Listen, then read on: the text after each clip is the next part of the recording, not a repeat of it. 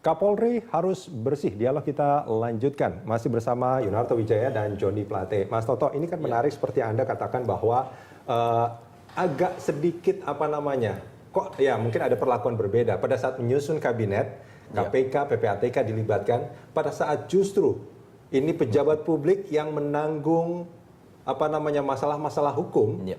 KPK dan PPATK tidak dilibatkan. Ini menjadi pertanyaan sebetulnya, apa sebetulnya yang terjadi kan? Ya, ini resiko seorang Jokowi yang dari awal, bahkan ketika sebelum menjadi capres pun, ketika dia menjadi wali kota, menjadi gubernur, diferensiasi seorang Jokowi adalah transparansi. Dia berbicara komitmen mengenai pemerintahan bersih karena memang beliau tidak memiliki latar belakang yang katakanlah sering dipandang orang itu beban masa lalu. Dan kemudian ketika menjadi seorang presiden, beban itu sangat berat karena ekspektasi sangat besar. Ini kalau kita bicara soal beban ini tekanan politik.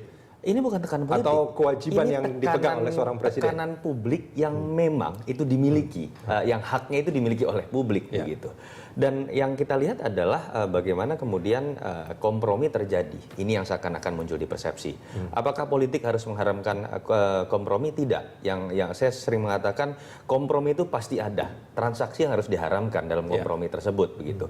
Termasuk kita tahu bahkan untuk pemilihan menteri pun tetap terjadi kompromi, tapi kemudian pada satu titik mengenai masalah status hukum, entah itu dalam konteks sudah ditetapkan atau berpotensi, Jokowi memberikan garis tebal begitu. Nah, kenapa kemudian ini berbeda begitu kan? Orang kemudian berspekulasi, komprominya berada pada wilayah yang berbeda. Nah, kita tidak bisa berspekulasi lebih lanjut. Yang lebih bisa kita lihat adalah berkaitan dengan tingkat kompromi ini adalah bagaimana reaksi dari Pak Jokowi.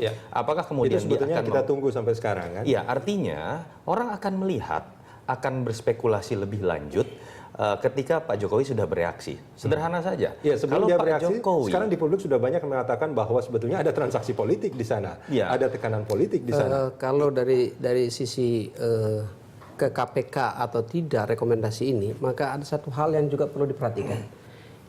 Kejaksaan Agung, KPK dan Polisian itu punya tupoksi yang sama dalam kaitan pemberantasan korupsi. Karenanya ketiga lembaga ini satu dengan lainnya harus sejajar. Tidak boleh satu superiority terhadap yang lainnya. Kalau ada yang nanti berada di bawah, maka menjadi persoalan dalam pelaksanaan tugasnya. Saya kira Presiden juga mempertimbangkan psikologi itu yang ada di pimpinan kelembagaan ini. Jaksa Agung tidak boleh berada dia inferior terhadap KPK, demikian halnya polisi tidak boleh inferior terhadap KPK. Tiga lembaga ini sejajar. Meskipun sebetulnya hak kewenangan supervisi ada di KPK sebetulnya dalam hal korupsi. Ya sama saja pada saat komisioner KPK, ya Kejaksaan Agung, Kepolisian juga tidak dimintakan pendapatnya terkait dengan mereka. Itu ke DPR juga. Sama polisi juga ke DPR kecuali Jaksa Agung yang menjadi kewenangan presiden sendiri. Ada satu sisi yang harus dijaga di dalam sinkron dan koordinasi antar lembaga ini dalam pelaksanaan tugas. Ini kan titik awal rekrutmennya. Kita nggak ngebahas soal kesananya Pak Joni, tapi saya mau bertanya, apakah DPR tidak mempertanyakan ketika Kompolnas mengajukan beberapa nama ke presiden, hanya satu yang diajukan ke DPR? Itu bukan soal yang baru tadi seperti yang disampaikan, itu bukan soal yang baru, itu soal yang biasa. Dan dalam uji publik tadi pada saat DPR memberikan pertanyaan-pertanyaan dan dijawab dengan baik dengan visi dan misi yang menurut DPR relevan dengan kebijakan presiden, Anda tidak merasa maka bahwa itu mungkin tidak calon boleh yang ditolak. lain juga punya visi misi yang sama baiknya bahkan lebih baik? Nah, presiden memilih orang yang dirasa cocok untuk bekerja dengannya. DPR tidak bisa mengandai-andai siapa yang cocok dengan presiden. Jadi presiden dia memilih satu dan satu dianggap cocok, tinggal diuji dia patut nggak, dia layak nggak. yang menjadi sorotan menurut saya tetap pada titik ini sebelum paripurna dilakukan adalah sikap presiden dan sikap DPR. Masih ada sikap yang mungkin Karena bisa sebetulnya jangan sampai kemudian publik menganggap ini sudah final dan presiden sudah terjebak dalam situasi keputusan DPR. Sampai paripurna memutuskan, presiden masih memiliki hak mewakili pemerintah untuk menarik surat pencalonan tunggal. Nah, Betul itu. yang reaksi yang menurut saya akan menentukan spekulasi publik terhadap sosok Jokowi, dikaitkan dengan berbagai macam spekulasi ketika dia memajukan nama Budi Gunawan. Kalau dia, saya kira itu betul sampai saat ini belum ada surat atau komunikasi dari presiden yang membatalkan atau mencabut usulannya. Dan itu sedang di dalam proses. Sampai besok apabila paripurna berjalan dan DPR menyetujuinya, selanjutnya terserah presiden mau melantik ya, atau menggantinya, mengusulkan yang baru, itu adalah kewenangan presiden. Artinya ada Dan kewenangan. dari sisi Artinya ada kewenangan bagi presiden meskipun DPR sudah menyetujui. Oh iya, Budi Gunawan. kewenangannya dia melantik 1 hari, tidak melantik, mengganti, itu kewenangan prerogatif presiden. Saya kira tidak ada masalah dengan itu. Tidak ada masalah. Walaupun Iya. secara psikologis menurut saya agak berbeda. Secara legal, kalau katakanlah ujungnya orang bertanya sampai level mana, sampai wilayah mana presiden bisa membatalkan pencalonan Budi Gunawan, itu ya, sampai level pelantikan pun bisa dibatalkan. Ya. Tetapi secara psikologis ada hal yang berbeda. Sekarang kita berbicara mengenai bagaimana presiden mencalonkan seseorang, bahkan dalam konteks calon tunggal, untuk diteruskan melalui fit and proper test.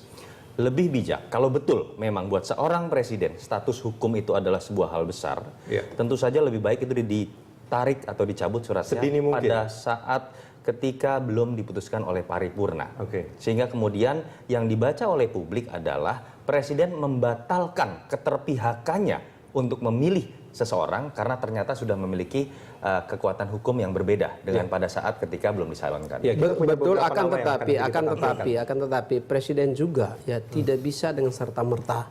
Hukum juga mensyaratkan ada presumption of innocence.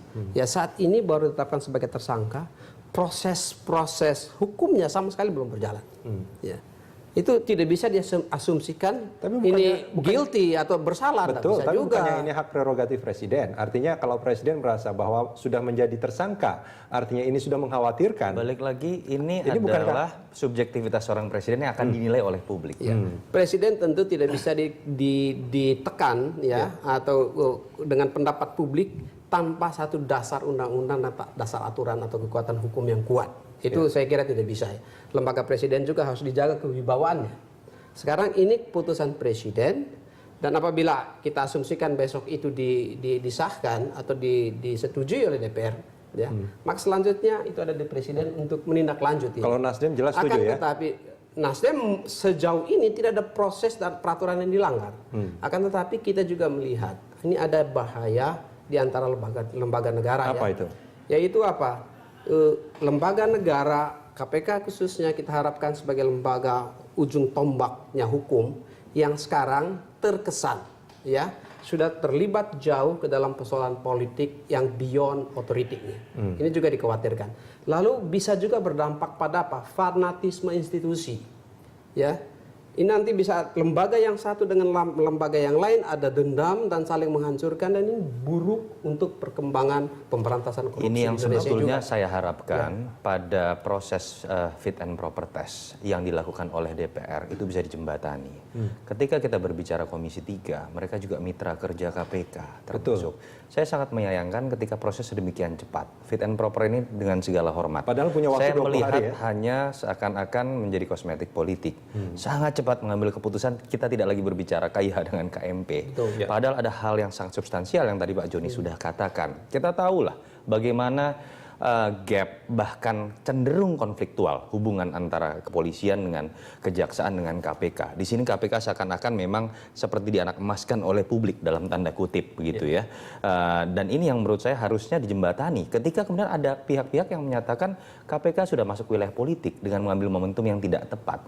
Seharusnya ketika berbicara fit and proper test, salah satunya Komisi 3 itu bisa berkoordinasi dengan KPK, karena menyadari penetapan status hukum menjadi tersangka ini menjadi sorotan publik, dan saya yakin dalam konteks menilai variabel seorang calon Kapolri itu satu hal yang sangat besar. Dan KPK itu juga mitra Komisi 3 sebetulnya. Betul, Ini tidak menjadi itu dengan hal yang mudah sulit bisa sebetulnya. dilakukan sebetulnya. Tapi satu catatan tadi pada saat fit and proper test juga kepada calon ya, Pak Budi Gunawan itu ditanyakan apabila dia terpilih bagaimana dia membangun koordinasi dengan institusi lain yang terkait, Ya. termasuk dengan KPK. Dan saya kira dia menegaskan bahwa hubungan itu harus dibangun dalam koordinasi yang saling mutual benefit ya untuk Ya. pengembangan penindakan hukum di Indonesia dengan baik. Ya.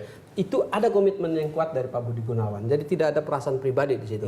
Ini adalah visi Artinya dan program kerja yang akan dia lakukan. Artinya karena komitmen itu DPR tidak merasa untuk melihat rekam jejak Budi Gunawan. Oh tidak, rekam jejak tentu dilihat Terus, Mas. Tapi ada satu kasus yang sekarang mengenai Budi Gunawan itu nggak perlu. Nah, terkait dengan kasus kita tetap DPR saya kira berpegang pada praduga tidak bersalah. Itu dipegang betul. Nah, terkait Bukankah dengan praduga tidak bersalah artinya juga kita harus meminta keterangan dari semuanya? Oh ya, kita kan keterangannya dari lembaga negaranya sudah ada juga, dari Bareskrim ada.